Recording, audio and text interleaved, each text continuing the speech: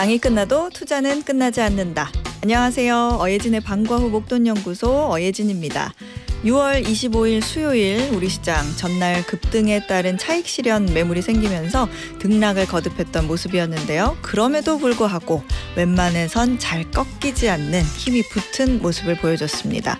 코스피는 0.1% 강보합 마감하면서 3,100선 지켰고요. 코스닥은 0.3% 소폭 내려 800선을 내어준 798로 장을 마쳤습니다. 원달러 환율은 어제보다 2원 오른 1,362원에 거래를 마쳤습니다. 지금 이곳 목동의 기온은 21.5도. 바람이 차죠? 비가 오다 안 오다 하는데 이런 날 우산 잃어버리기 쉽습니다. 잘 챙기시고요. 어예진의 방과후 목돈연구소 시작합니다. 네, 어예진의 방과후 목돈연구소 김성지의 말하자면 들으시면서 문을 활짝 열었습니다. 어머니께 어방목 추천받고 들어오신 이동규님 환영합니다. 오늘 방송에 손민규 MD, 신인규 기자 그리고 이동규님까지 규규규 총출동이네요. 저도 공부 열심히 해서 빨간불 만들 거예요. 이렇게 다짐을 해주셨는데 좋아요. 제가 그럴 수 있게 힘을 보태겠습니다. 배은화님께서는 남편이 막걸리 한잔 하고 싶다고 해서 부침개 준비하고 있어요. 남편 오면 같이 한잔 하려고요. 이렇게 보내주셨는데 여러분 그거 아세요? 이렇게 비 오는 날마다 막걸리, 부침개 이 글자가 담긴 문자가 꼭 하나 이상 와요. 그러면 저는 정말 그 글자를 보는 순간 침이 꼴깍꼴깍 넘어간답니다. 여러분이 사실 저의 비 오는 날 저녁 메뉴를 정해주시는 것 같아서 감사하게 문자 받고 있습니다. 좋은 문자 많이 보내주세요. 월요일부터 금요일까지 오후 4시에 문 여는 SBS 라디오 어예진의 방과후 목돈연구소고요. 무료로 SBS 라디오 들을 수 있는 어플 고릴라 그리고 유튜브 채널 시교라로 함께 하실 수 있습니다. 저와 소통 원하시는 분들은 단문 50원, 장문 100원의 유료 문자 샵 1035 무료 어플 고릴라로 문자 보내주세요. 소개도 해드리고 추첨해서 커피 쿠폰 보내드리겠습니다. 오늘은 장르 불문한 책들을 만나볼 수 있는 방과후 북카페 갔다가 생생한 지구촌 소식들 만나볼 수 있는 시간이죠. 글로벌 톡톡까지 함께 하겠습니다. 저 어예진이 직접 고른 꼭 알아야 할 뉴스 어뉴스 오늘도 배달 왔습니다.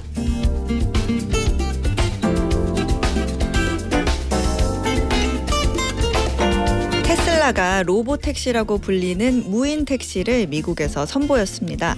처음이라 그런지 기술적 한계가 아직 남아서 그런지 몇 가지 해프닝들도 있었습니다.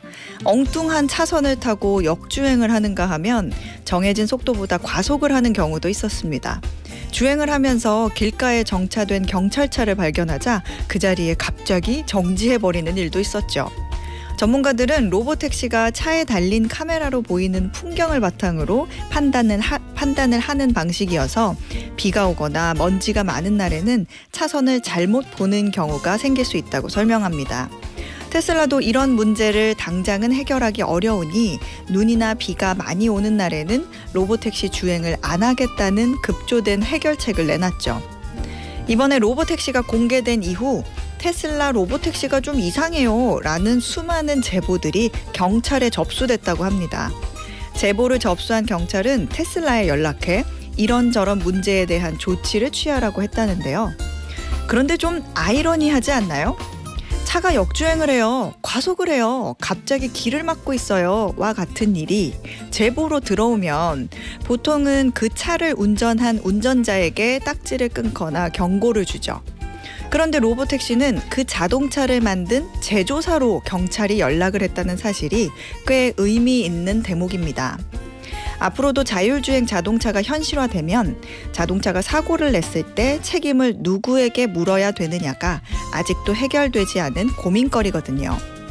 말 그대로 자율주행이니 운전대를 잡지도 않은 운전자를 탓할 수도 없을 거고 결국은 그 차를 제조한 제조사밖엔 책임을 물을 곳이 없을 겁니다.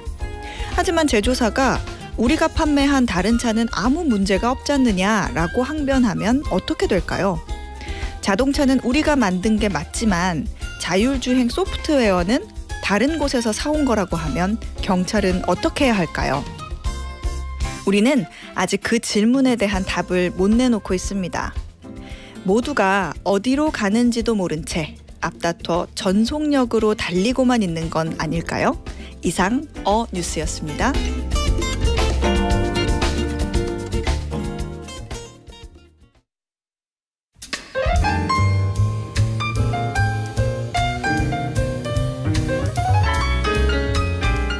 경제부터 인문, 사회, 문학, 자기계발서까지 다양한 책이 있는 방과후 북카페. 오늘도 손민규 도서 MD가 책 소개해드립니다. 어서 오세요. 예, 안녕하세요. 예습사 도서 MD 손민규입니다.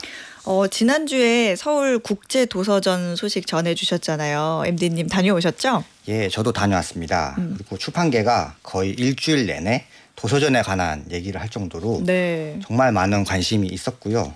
대부분은 성공적이었다고 평가하는 반면 또 일부 의견은 약간 아쉬운 부분도 있었다라고 얘기를 합니다. 저는 크게 두 가지 정도로 느꼈는데요. 네. 첫째는 텍스트 힙입니다. 텍스트 힙. 2024년부터 세계적으로 텍스트 힙 현상이 굉장히 유행인데요.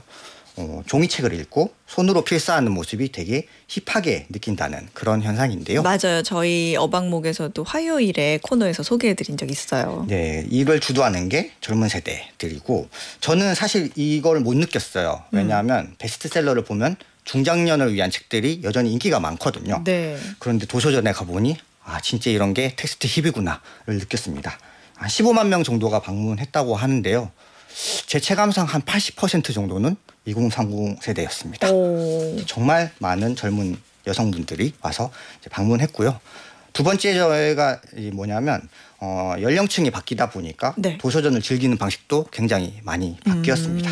도서전 하면은 그 책이 약간 정적인 이미지잖아요. 맞아요. 예, 약간 조용히 와가지고 어떤 책 볼까 이제 사가는 분위기였는데 이번에는 굉장히 시끌벅적했습니다.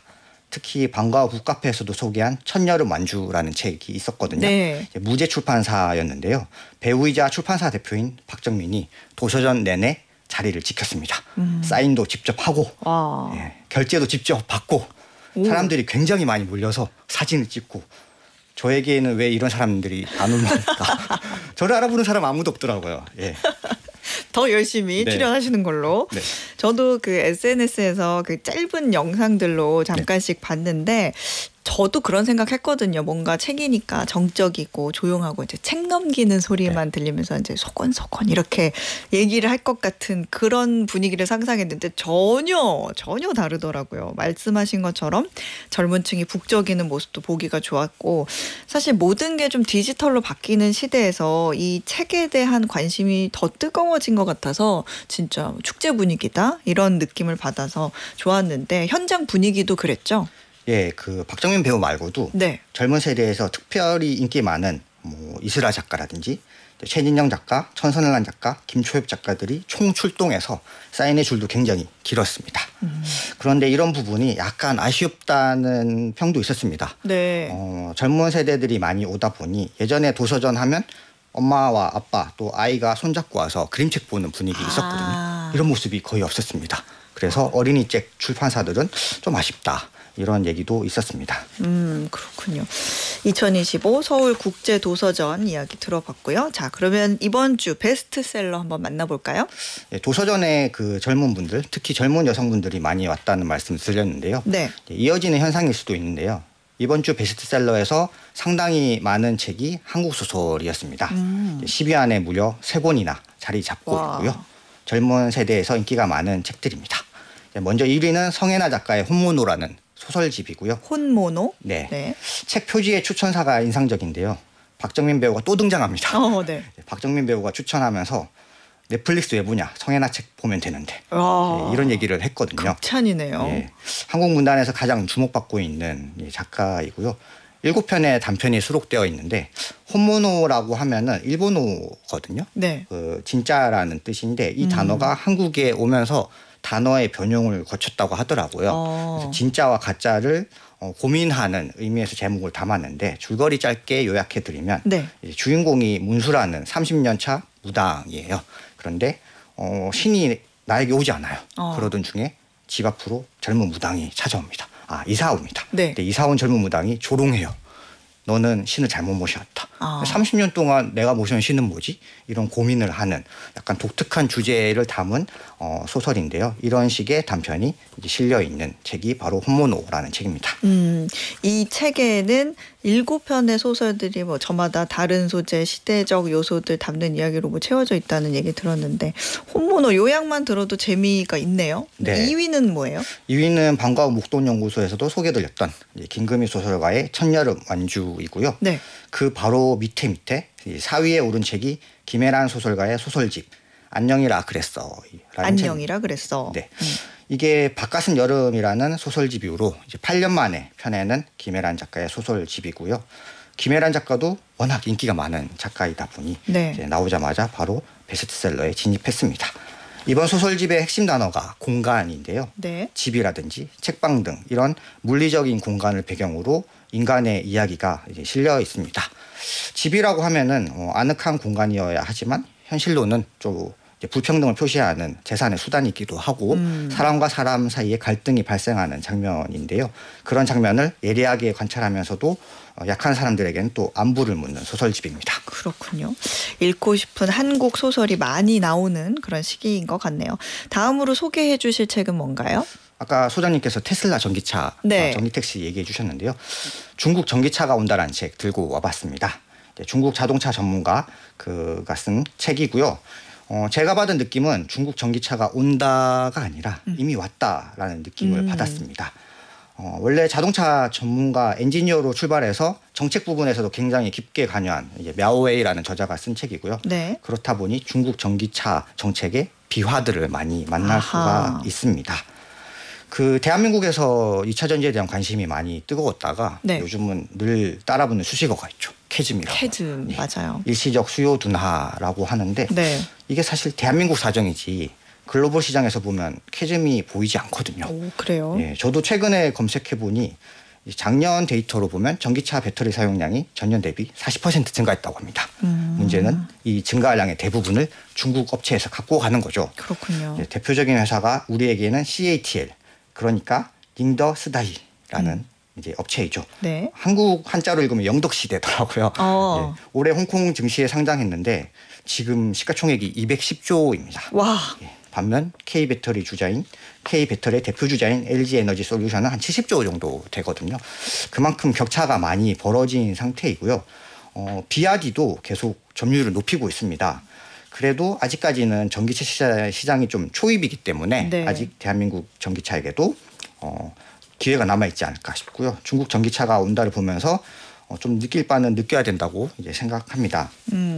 결과만 보면 사실 중국 전기차 말씀하신 것처럼 진작에 오기는 왔는데 그 시작을 또 살펴보면 정부가 일단은 다 키워보자. 살아남는 놈 돈 더 밀어준다. 이런 전략이나 뭐 엄청나게 많은 스타트업들이 그래서 막 우후죽순 생겨났었잖아요. 그래서 경쟁을 하고 결국에는 실력 없는 사람들은 정리되고 그런 과정이 있었거든요. 그러니까 지금의 경쟁력을 갖추기까지의 과정과 또 지금의 현황까지 이 책에 담겨 있다는 거죠. 예, 맞습니다. 읽어보니 막 큰 뭐 변화 정책이 있었다기보다는 중국이라는 나라가 크게 돈을 풀었고 그런 국가 차원에서 굉장히 많이 밀어줍니다. 또 하나 아이러니한 건 뭐냐면 네. 독일이라든지 미국이라든지 뭐 대한민국까지 원래 차를 잘 만들었던 나라 같은 경우는 굳이 이제 바뀔 이유가 없죠. 네. 그런데 중국은 못 만드니까 아예 차선을 바꿔버린 겁니다. 이제 내연기관이 아니라 전기차에 모든 걸 다 걸어버린 거죠. 그러면서 이제 보조금도 엄청나게 지불하고 또 이쪽 분야의 학문에도 굉장히 육성하기 위해서 돈을 많이 들입니다. 그러면서 이제 산업 생태계가 어느 정도 갖춰줄 때는 이번에 아까 말씀드렸듯이 CATL 상장 같은 경우 외국인에게도 투자를 이제 열어주는 거죠. 중국 전기차도 위기의 순간이 있었는데요. 네. 막대한 규모의 보조금 스캔들이 터지고 이럴 때도 있었는데 중국 정부는 굉장히 단호하게 대처합니다. 부정수급 이런 문제는 부수적인 문제일 뿐이고 제대로 감시하고 처벌하면 된다면서 오히려 더 이 전화위복의 기회로 삼는 거죠. 그렇군요. 기업도 중요하지만 결국에는 정부 정책, 정부의 의지가 중요하다는 내용이 들어있는 중국 전기차가 온다 소개해 주셨고요. 마지막으로 만나볼 책은 어떤 책인가요? 저는 요즘 기사 중에서 네. 주 4.5일째 눈이 많이 갑니다. 모든 직장인이면 저와 비슷한 생각을 할 겁니다. 이제 월급 삭감이 없이 좀 더 쉬면은 얼마나 좋을까. 모두가. 네. 이제 고용노동부가 주 4.5일 근무제 실행을 위해서 다양한 방법을 검토 중이라는 소식이 전해졌고요. 네. 만약에 진행된다면 국가부터 먼저 시작할 거라는 이제 얘기가 돌고 있습니다. 그래서 들고 온 책인데요. 네. 제목이 나라를 위해서 일한다는 거짓말. 나라를 위해서 일한다는 거짓말. 네, 제목 참 멋지지 않습니까? 네. 나라를 위해서 일한다는 거짓말, 뭐 정치인이 썼을 것 같기도 하고 공무원이 썼을 것 같기도 한데 누가 썼어요? 네, 노환동 전 서기관이 쓴 책입니다. 서기관이라고 하면 네. 4급 공무원인데요, 고위공무원이죠. 그래서 노환동 저자가 처음에는 행정고시에 합격을 하고 문화체육관광부 소속으로 10년간 근무합니다. 네. 그리고 이를 관둬요. 굉장히 어려운 시험을 합격해서 나 이제 공무원 안 할래 하면 주변에서 듣는 소리가 있죠. 야, 왜? 거기에 그 대해서 안정적인 직업을 이렇게 얘기하죠. 그렇죠. 예. 노환동 저자도 거기에 대해서 이 책으로 표현한 건데요. 네. 너무 가짜 노동이 많더라, 무의미하더라, 이런 얘기를 이 책에서 하고 있습니다. 가짜 노동이요? 그러니까 뭔가 글쎄 이 공무원 조직의 어떤 노동 현실을 꼬집는 그런 내용이 들어가 있는 거예요? 네. 그 행정고시 합격했다고 하면 굉장한 수재잖아요. 네. 엄청난 시험을 통과해야 되고 똑똑한 사람들이 다 모인 곳인데 이 사람들이 모인 정부 조직은 무기력하고 무능하다. 왜 이럴까에 대한 이 답을 10년간 좀 쌓아오면서 이 책을 쓴 건데요. 네. 원래 가짜 노동이라는 책도 있습니다. 이 책이 이제 같은 분이 쓰신 거예요? 다른 이제 북유럽 책이었는데요. 아, 네. 북유럽 하면 우리가 생각했을 때 6시간 일하면서 근데 그런 사회조차도 가짜 노동이 있는 거죠. 가짜 노동이 뭐냐면 그냥 대표적으로 이 회의죠, 회의. 우리가 회의를 많이 하는데 사실 회의할 때 딴소리 많이 하고 그리고 상사에 따라서 계속 결론은 안 나는데 이상하게 흘러가 버리잖아요. 이런 회의가 대한민국 정부에서도 굉장히 많은 거죠. 그리고 또 하나는 결제선이 굉장히 다양해지는 겁니다. 네. 결제를 받으려면 연관 부서의 협의를 많이 얻어야 되는 거죠. 회의하다가도 여기는 다른 부서도 참여해야 될 것 같은데요. 계속 일은 진행이 되는데 결론이 안 나는 상태인 거죠. 오래 걸리고. 네. 그래서 또 하나가 좀 중요한데 의전입니다. 의전. 고위공무원이 이 현장에 왔다 하면 이 현장 공무원들은 그 실무 수습에도 바쁜데 네. 이제 고위 공무원에 의전을 해야 되는 거예요. 그런 경우가 있죠. 이런 게 정말 실감나게 이 책에 잘 담겨 있는 책입니다. 그렇군요. 뭐 그런 것도 있잖아요. 승진 기준 이런 얘기도 전 듣기도 했거든요. 네, 그 노환동 저자가 얘기하는 게 어느 라인에 서서 승진할 것이다. 이런 것보다 훨씬 더 본질적인 문제를 던집니다. 네. 대한민국 정부에서 승진을 하기 위해서는 일을 안 하는 게, 일을 회피하는 게 중요하다고 얘기를 하는 거죠. 정말요? 왜냐하면 내가 사업을 벌이고 실패했을 때 그 책임을 내가 지어야 되는 거예요. 그러면 이제 나는 일을 안 하고 싶어 하는 거죠. 그래서 이 책에서 나오는 게 승진을 하면 할수록 책임을 안 지려고 하는 거예요. 네. 그러면은 여기에서 뭐 해법을 제시하긴 해요? 해법은 앞서 얘기했던 이런 가짜 노동 그리고 승진의 기준 이런 거를 처음부터 다 검토를 해서 이제 관료들의 가짜 노동을 줄여야 한다는 얘기를 하고 있습니다. 네. 회의, 불필요한 회의라든지 보고서라든지 의전 이런 것들을 점검해야 되는데요. 그 보고서도 되게 재밌었던 게 네. 처음 들어갔을 때 상사가 보고서 쓰는 법에 대해서 얘기를 하는데 줄바꿈이라든지 상사가 싫어하는 단어, 이런 것들부터 얘기를 해주는 거예요. 공공기관은 그런 게 있더라고요. 네. 사실 뭐 기업들도 이런 부분이 많아서 꼭 공공기관 말고 기업들도 이런 이 책을 보면서 우리의 가짜노동은 있는 게 없을까? 얘기를 하면 좀 많이 온다면 주 4.5일제가 온다면 대비를 해야 되지 않을까라는 생각을 했습니다. 그런 관행도 있잖아요. 뭐 모시는 날이라고 해가지고 지금은 많이 철폐되기는 했는데 상사를 위해서 아래 직원들이 돈을 모아서 뭔가 회식이든 식사를 대접하는 날도 있다고 해요. 근데 이제 관료적인 어떤 위계 문화의 잔재이기는 하죠. 뭐 어쨌든 많은 회의, 복잡한 결제선, 승진 기준 이런 것도 꼭 정부 조직에만 해당하는 얘기는 아닐 거예요. 그러니까 이런 의미에서 조직의 리더들이 또 한 번쯤 읽어봐도 좋겠다라는 생각이 드는 책 나라를 위해서 일한다는 거짓말이었고요. 그 전에 함께하신 한국 소설은 혼모노 안녕이라 그랬어 이렇게 2권 이어서 중국 전기차가 온다까지 만나봤습니다. 지금까지 손민규 도서 MD였습니다. 고맙습니다. 감사합니다. 네, 저희는 우리의 밤은 당신의 낮보다 아름답다 코나가 불렀죠. 이거 듣고 1교시 마무리할게요. 네, 월요일부터 금요일까지 오후 4시에 문 여는 SBS 라디오 어예진의 방과후 목돈연구소고요. 저희 지금 무료로 SBS 라디오 들을 수 있는 어플 고릴라 유튜브 채널 시교라로 함께 하실 수 있습니다. 김우진님께서 목돈연구소 아빠가 크게 틀어놓고 있어서 자연스럽게 들고 있습니다. 이렇게 보내주셨는데 아버님 볼륨업. 그리고 김성철님께서 요즘은 경제를 책이나 뉴스로 배우는 게 아니라 어예진의 방과후 목돈연구소에서 배우는 게 최고인 것 같습니다. 어예진님 제자로 받아주세요라고 보내주셨거든요. 줄을 서세요. 네, 제자는요 무슨 같이 배워가는 거죠. 저도 청취자분들이 보내주신 인생 이야기 보면서 배워가고 있습니다. 자, 그럼 오늘의 퀴즈 풀고 2교시로 넘어갈게요. 오늘 뉴스에서도 잠깐 전해드렸던 것처럼 자동차가 스스로 움직이고 운전사 없이도 목적지까지 데려다주는 미래형 교통수단이 점점 현실로 다가오고 있습니다. 미국에서는 이미 구글의 자율주행 전문 기업 웨이모가 샌프란시스코, LA 등지에서 운전자 없이 스스로 주행하는 자율주행 택시 서비스를 실제로 운영하고 있고요. 현지 시각으로 6월 22일엔 테슬라도 미국 텍사스 오스틴에서 직원이 차량에 탑승해 안전을 모니터링하는 형태로 자율주행 택시 서비스를 시범 운행하기 시작했는데요. 자, 그럼 여기서 퀴즈 나갑니다. 로봇과 택시를 합쳐 만든 말로 운전자가 없는 자율주행 택시 서비스를 뜻하는 이 교통수단의 이름은 무엇일까요? 자, 보기 나갑니다.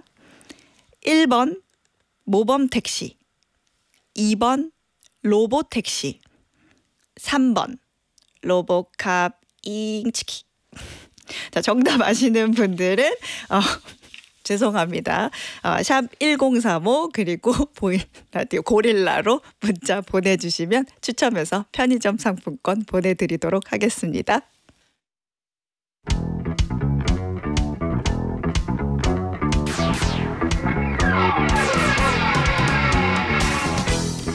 지구촌 방방곡곡을 주민에 자세히 들여다보는 글로벌 톡톡. 오늘도 한국경제TV 신윤규 기자가 안내해드려요. 어서 오세요. 안녕하세요. 네, 오늘은 우리를 어디로 데려가 주실 건가요? 제가 지난주에 이란 이스라엘 이야기 드렸는데 네. 이번 주도 이곳을 들여다보려고 합니다. 지금은 일단 중동 위기 한 굽이 넘긴 국면이긴 한데요. 혹시나 다음 주에도 제가 중동 쪽 얘기 들고 온다면 시장이 우리가 모르는 불확실성으로 난리가 난 것일 테니까 그러지 않기를 바라면서 딱 이번 주까지만 이란, 이스라엘 그리고 그것이 미국과 우리나라를 포함한 세계 증시에 어떤 영향을 미치는지에 대해서 준비를 해왔습니다. 그렇군요.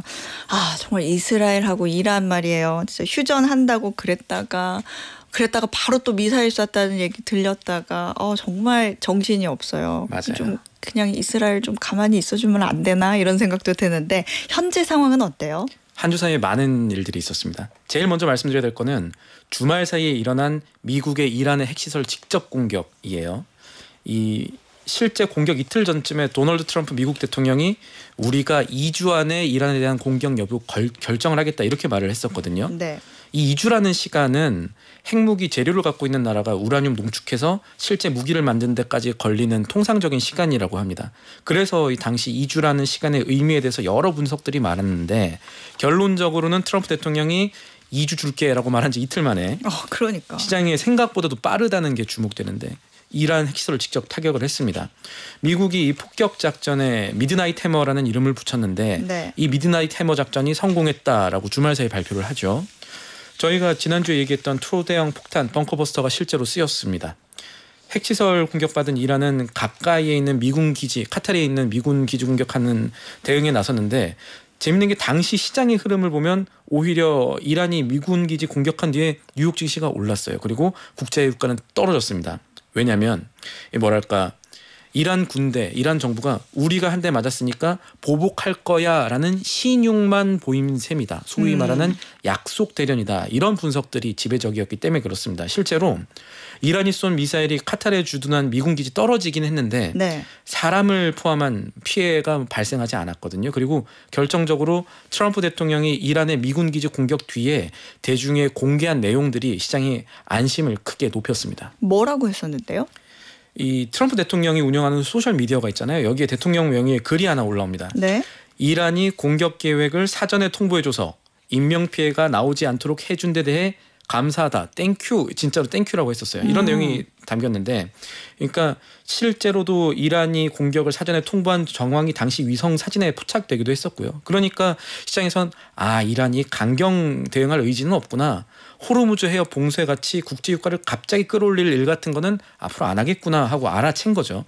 그리고 지난 24일에 트럼프 미국 대통령의 이란 이스라엘 간 휴전 선언이 나옵니다. 이란과 이스라엘이 앞으로는 서로 공격 안 할 거라는 얘기였죠. 그러니까 미국의 이번 공격이 어떻게 보면 이란 간의 긴장을 고조시키는 게 아니라 오히려 완화시키는 역할을 했다. 이렇게 정리를 할 수 있을 것 같은데 근데 그러다가 또 어제 이 휴전이 파기될 뻔한 상황도 나오지 않았어요? 트럼프 대통령이 좀 화가 난 그런 상황이 있었잖아요. 네, 저도 좀 놀랐는데 네. 이게 이스라엘 시간으로 현지 시간 24일이었는데 휴전 발표된 직후에 이란이 이스라엘에 미사일을 쐈고 그래서 이스라엘이 이거는 휴전 협정 파기한 거 아니냐 이렇게 주장하면서 시장에 긴장이 잠시 고조가 됐었습니다.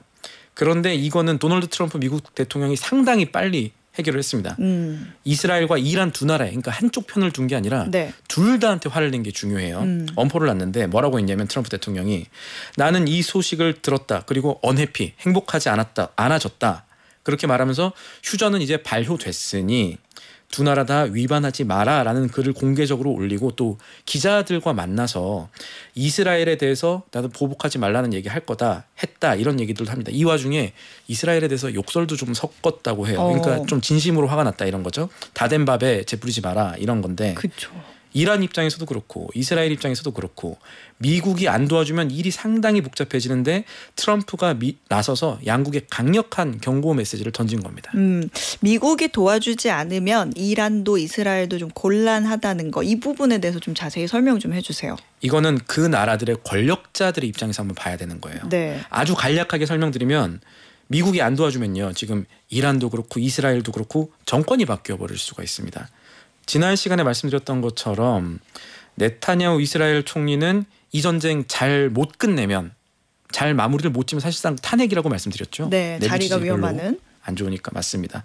그런 측면에서 현재까지는 이스라엘 입장에서 사실상 전쟁을 승리했고 그런 상황을 이제 유지를 해야 되는데 그리고 또 이란의 입장에서는 이란이 이 부분을 주목한 것 같아요. 미국이 정권 유지는 시켜줄게. 그러니까 소위 말하면 살려는 드릴게. 이런 기조는 확인해 놓은 상황이긴 하거든요. 네. 미국이 이란 핵시설 폭격 성공시킨 다음에 JD 벤스 부통령이 이런 말을 했습니다. 우리가 무너뜨리려고 한 것은 이란의 핵시설이지 이란 정권이 아니다라고요. 근데 이런 상황에서 휴전 잘 안 되고 미국이 화가 나 버리면 이스라엘도 이란도 사실은 잃을 게 많다라는 점은 트럼프 대통령이 좀 강력하게 확인을 시켜준 거죠. 그러니까 나 화나면 무서운 사람이야. 나 막 나가는 거 알지. 미사일 한 번까지는 봐줄게. 더 나서지 말고 둘 다 가만히 있어. 이런 식입니다. 그리고 이게 먹혔어요. 그렇군요.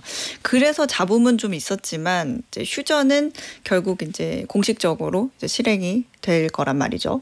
그러니까 간밤인데 국제 유가를 보니까 이틀 연속으로 큰 폭으로 내렸어요. 그러니까 거의 뭐 이스라엘이 이란을 공격했던 그 시점의 유가보다 더 내려온 수준이더라고요. 맞습니다. 안전자산인 금 가격도 내렸고 지금은 시장에서 어떤 식으로 보는 걸까요? 중동 리스크가 완전히 사라졌다. 이렇게 보는 걸까요? 중동 리스크가 사라졌다. 앞으로 뭐가 더 나올 가능성이 적다라고 보는 게 맞을 거예요.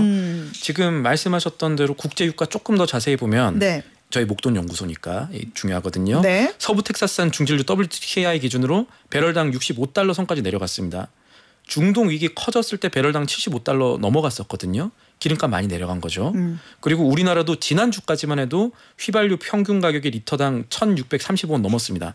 6주 만에 상승세로 올라갔었는데 이보다는 이제 이번 주에는 국제유가 그보다 더 낮아지는 거니까 이 데이터가 좀 빠르게 다시 내려갔으면 좋겠는데 보통 올라갈 때는 바로바로 올라가고 내려갈 때는 천천히 내려가긴 하던데 네. 어쨌든 지금 유가는 많이 내려간 상황이고 그렇다면 하나 더 봐야 될 게 있어요. 경제를 짚어본다는 측면에서 이 배럴당 65달러까지 내려간 국제유가라는 게 과연 얼마나 싼 거냐라는 점을 좀 알아봐야 될 것 같아요. 무슨 얘기냐면 기름값을 우리가 주목한다는 거는 기름값이 거의 모든 상품들 물가에 큰 영향을 미치는 요인이기 때문에 그렇잖아요. 그렇죠. 석유가 일단 안 들어가는 제품들이 없고 그렇죠.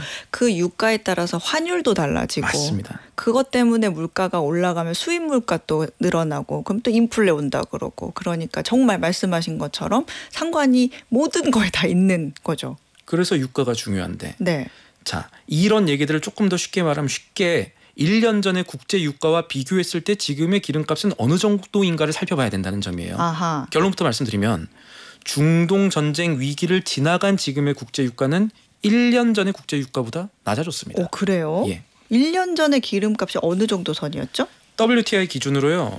지금이 6월 셋째 주죠. 네. 2024년 6월 둘째 주에 1년 전 6월 둘째 주에는 배럴당 78달러까지 됐었고요.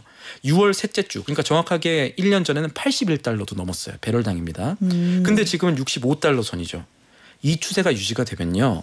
물가 관점에서 지금의 유가는 전년 대비 물가 부담을 낮추는 요인으로 작용할 수 있는 수준이 될 거예요. 아하. 왜 경제 뉴스들을 주의 깊게 보시는 분들이 저희 시청자분들의 청취자분들한테 많을 텐데 네. 그러다 보면은 우리가 잘 모르는 단어 계속 한 달에 한 번씩 나오는 게 있어요. 소비자 물가지수 CPI, PC 개인 소비 지출 물가지수 이런 얘기들 꼭 한 번씩 나오잖아요. 맨날 헷갈려요. 맨날 헷갈리죠. 네. 그래도 그냥 물가라고 생각하시면은 뭐 이해가 쉽죠. 오히려 그런 거는 크게 보는 게 낫고 네. 어쨌든 미국의 정부 입장에서 현재 수준으로 유가가 유지가 된다면 앞으로 관세라는 부담이 있겠지만 그래도 미국의 물가가 생각보다 덜 오를 수 있다.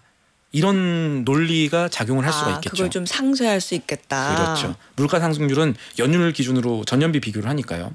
자, 그러면 이 지점에서 눈치 빠른 투자자들이 판단을 내렸습니다. 이게 지금 미국 주식 들어갈 타이밍인가? 그래서 요 며칠 미국 증시가 여러 변동성에도 대세 상승을 보였다라는 분석들이 많이 나오고 있어요. 아무래도 뭐 시장을 봤을 때는 뭐 그런 얘기도 있더라고요. 이란이 그 국내에서 원유를 정제할 수가 없어서 일단은 다 내보내기는 해야 된대요. 그러니까 호르무즈 해협을 봉쇄할 가능성은 거의 없다고 보는 게 이제 트레이더들의 감인 거고 예. 그리고 지금의 이런 정세가 최악의 상황은 끝났다. 그리고 미국도 트럼프가 베이비 드릴 계속 얘기를 하니까 캐는 양을 예. 최대로 지금 늘리고 있기 때문에 여러 가지로 봤을 때는 당분간 좀 석유 가격의 약세가 계속 이어질 수도 있겠다라는 신호를 보는 것 같기는 한데 예. 지금 말씀하신 것처럼 생각해보면 유가가 1년 전보다 낮은 상태고 중동 위기가 한 곱이 넘기면서 유가가 이 정도 수준을 유지할 것으로 보는 사람이 늘었다. 이런 상황에서 뉴욕 증시를 바라보는 투자 심리가 좀 개선됐다. 이게 연결이 될 것 같으면서도 잘 안 되기도 하거든요. 사실은. 이거 논리가 어떤 논리인지 좀 설명을 해주세요. 맞아요. 이 뉴스를 되게 그럴듯해 보이는데 잘 읽는 게 중요하거든요. 네. 그런 측면에서 말씀드리면 하나 중동 위기가 이제 발발했을 때 그러니까 시계를 한 2주 정도만 앞으로 돌려봤을 때 골드만삭스도 그렇고 JP 모건도 그렇고 월가 유명한 투자은행들이 국제유가 어쩌면 배럴당 130달러 넘어가는 거 아니야? 이런 보고서 내놨었잖아요. 그 얘기 많이 나왔었죠. 그만큼 걱정이 컸다가 이 걱정이 사라지는 구간에 지금 우리가 있다라는 걸 하나 봐야 되겠고요. 네. 그러니까 큰 그림에서 보면 불확실성 해소가 증시에 좋은 면 하나 있고 조금 더 자세히 들어가 보면요. 유가가 예상보다 낮으면 물가는 예상보다 덜 뛸 수 있다라는 거는 아까 설명드렸죠. 네. 그런 관점에서 보면 결국 조근전 소장께서 하신 질문은 한 나라의 물가 수준이 그 나라 증시에 어떤 영향을 미치는 거냐 하는 원론적 질문으로도 생각을 할 수가 있는데 네. 이 질문에 답을 드리려면 연결고리를 드리려면 한 나라의 기준금리라는 요인 아까 제가 설명을 안 드렸던 기준금리라는 요인을 같이 설명드려야 될 것 같아요. 그래서 네. 지금 중동 위기 극복이 왜 증시에 좋으냐라고 하면 미국의 기준금리가 조금 더 손쉽게 내려갈 수 있는 가능성, 여건들이 마련됐다. 이 때문이다라고 답을 드려야겠고요. 다시 이 질문에서 꼬리를 하나 물고 가서 네. 미국의 기준금리가 내려가는 게 그러면 왜 증시에 좋으냐라는 질문들을 할 수도 있겠죠. 그러면은 한 나라의 기준금리가 내려간다는 뜻이 결국 그만큼 시장에 풀리는 돈의 양이 많아지기 때문에 그 돈들이 증시로 향할 가능성이 높아지기 때문이다. 이렇게 말씀을 드릴 수가 있겠습니다. 미국의 기준금리가 더 쉽게 내려갈 수 있다 이런 논리인 거죠. 맞습니다. 이 미국도 지금 경제 성장률 전망치가 연초 대비 계속 좀 낮아지고 있어요. 네. 근데 11월에 뭐가 있냐면 중간 선거가 있어요. 트럼프 행정부는 중간 선거에서 성적표 잘 받으려면 경제 관련 숫자가 좋아져야겠죠. 잘 관리해야겠죠. 그러려면 뭘 해야 되느냐? 금리를 낮춰서 시장에 돈을 풀면 이 성장률 숫자는 조금 더 올라갑니다. 상관계수가 양의 상관관계예요. 그러니까 자꾸 퇴근하고 막 독촉하고 그러는 거군요. 맞아요. 근데 이제 그동안에 금리 인하라는 게 그렇게 바로바로 잘 안 되는 거는 네. 금리를 낮추게 되면 물가가 튀어오를 수 있는 우려가 있고 그러면은 경제가 좋아지는 효과보다는 사람들이 물가 왜 이렇게 비싸 이러면서 더 잘 안 사게 되고 이런 악순환이 올 수가 있거든요. 이걸 조금 더 어려울 말로 하면은 스태그플레이션 네. 일어날 수 있다는 건데 그런데 유가가 만약에 예상보다 낮아지고 있는 상황이라면 물가 걱정 조금 덜 할 수 있는 거잖아요. 그래서 금리를 결정하는 중앙은행의 입장에서 미국 경우는 연준이 될 거고 우리나라는 뭐 한국은행 될 텐데 그런 중앙은행의 입장에선 금리 인하에 대한 부작용을 조금 덜 걱정할 수 있는 상황은 되고 있다는 거죠. 안 그래도 어제 오늘까지 이제 외신을 보니까 이스라엘 이란 전쟁은 조금 이제 완화가 되고 이제 넘어갔다. 최악의 보면 이제 넘어갔다 이렇게 보는 것 같으니까 그 다음에 나오는 뉴스가 파월 사진 굉장히 많이 보이더라고요. 그러니까 그래서 지금 시장이 연준을 주목하는 이유군요. 맞습니다. 그리고 그 파월 사진 옆에는 약간 성난 트럼프 대통령 얼굴이 붙어 있는 경우가 많을 거예요. 왜냐하면 네. 지금 미국의 기준금리가 연 4.25%에서 4.5% 수준으로 유지가 계속되고 있거든요. 동결이 됩니다. 근데 이제 도널드 트럼프 미국 대통령 입장에서는 말씀하셨던 대로 미국의 기준금리 많이 낮추고 싶어요. 아예 지금보다 2%포인트에서 3%포인트 더 낮춰가지고 미국의 기준금리가 1%대에서 2%대 그러니까 중립금리보다 더 낮아야 된다. 이거 좀 복잡한 얘기긴 하지만 그런 얘기들을 대놓고 하면서 미국의 기준금리를 결정하는 연방준비제도에 제롬 파월 의장이라고 목소리 굉장히 좋은 분 계시거든요. 네. 이분 굉장히 압박하고 있습니다. 실제로 트럼프 미국 대통령이 제롬 파월 연준 의장 보고 스튜피드 그러니까 바보 멍청이 이런 말을 공식적으로 하면서 비난을 하고 있거든요. 네. 제롬 파월 연준 의장은 여기에 일일이 반응을 하지는 않지만 공식적인 자리마다 통화 정책 움직일 때는 신중해야 되고 그러니까 대통령이 말한다고 내가 움직이지 않을 거고 들어오는 경제 지표에 따라서 금리를 움직여야 되는데 앞으로 매겨질 관세나 중동 문제 포함해서 물가 변수가 많다. 그러니까 내가 섣부르게 움직일 수 없다. 이런 논리를 고수를 해왔습니다. 네. 근데 지금 중동 문제가 생각보다 빨리 해결되는 국면이죠. 거기다 유가까지 1년 전보다 낮은 상황이라면 아니 이거 금리가 좀 내려가기 더 쉬운 환경인 거 아니야? 그래서 증시에 돈 들어오기 좋은 환경인 거 아니야? 이런 생각이 시장에서 커지고 있는 상황이에요. 하기는 최근 몇 년 동안 지정학적 이런 드라마로 이제 뭔가 촉발된 그런 가격 급등이나 이런 것들이 굉장히 빠르게 사라지는 패턴이 만들어진 거는 같아요. 예. 궁금한 건 많은데 뭐 하나만 더 살펴보죠. 중동 위기의 조기 해결이 미국의 기준금리를 더 빨리 혹은 더 많이 낮출 수 있는 요인이라면 자 미국의 기준금리가 내려가는 게 신인규 기자가 볼 때도 우리나라 증시에 좋은 일일까요? 나쁜 일일까요? 제가 보는 개인적인 얘기라기보다는 원론적인 입장에서 먼저 말씀드리면 미국의 기준금리가 내려간다는 게 뭐 일부러 미꾸라지처럼 피하려고 한 건 아니고 원론적인 게 우린 중요하니까 같은 논리로 우리 기준금리도 조금 더 내려가기 쉬운 환경이라는 측면에서는 우리 증시한테도 그렇게 나쁜 환경이 아니다라고 볼 가능성이 훨씬 높을 겁니다. 실제로 시장이 지금 그렇게 움직이고 있고요. 그렇군요. 그리고 또 하나 한국은행이 기준금리 움직일 때 고려하는 것 중에 하나가 미국이 어떻게 움직이냐 하는 점이거든요. 네. 시장에서 지금 우리나라가 올해 앞으로 기준금리 한두 번 더 내리지 않을까 이렇게 보고 있는데 그 하나만 더 말씀드릴 게 네. 금리라는 측면에서 우리나라를 경제 생각할 때 중요한 게 하나 있습니다. 금리는요 빚이랑 연결되죠. 네. 그러니까 금리가 내려가면 사람들이 빚을 더 쉽게 낼 수 있다는 뜻도 되는데 우리나라는 미국과 다르게 가계자산 70% 이상이 부동산이거든요. 금리가 떨어져서 빚 많이 낼 수 있게 되면 집 산 데 쓰는 돈 많아지게 되니까 집값 올라갈 가능성도 높아지게 되니까 한국은행이 미국이 내려갔다고 해서 우리도 바로 내리지는 어렵겠지만 그래도 환경이란 측면으로 봤을 때는 우리도 금리 따라 내려야 하는 환경이 조금 더 가까이 오고 있다라는 정도는 생각할 수가 있겠습니다. 그렇군요. 네, 지금까지 한국경제TV 신인규 기자였습니다. 고맙습니다. 고맙습니다. 네, 퀴즈 정답 확인해 보겠습니다. 오늘 퀴즈에서는 로봇과 택시를 합쳐 만든 말로 운전자가 없는 자율주행 택시 서비스를 뜻하는 교통수단을 뭐라고 하는지 여쭤봤는데요. 정답은 2번 로보택시였습니다. 많은 분들께서 로봇택시라고 보내주셨는데 오늘 예시는 세계적으로 통용되고 있는 로보택시. 자, 정답도 2번 로보택시입니다. 그래서 편의점 상품권 받으실 분들은요. 1793님, 8343님, 그리고 정혜란님 이렇게 세 분께 보내드리도록 할게요. 아까 박희정님께서 서울국제도서전은 1년에 한 번만 하는 건가요? 했는데요.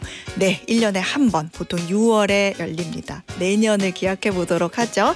네, 어예진의 방과 후 목돈연구소 마지막 곡은 두비브라더스의 What a Fool Believes 들으시면서 오늘 닫도록 하겠습니다. 내일 오후 4시에 다시 올게요. 고맙습니다.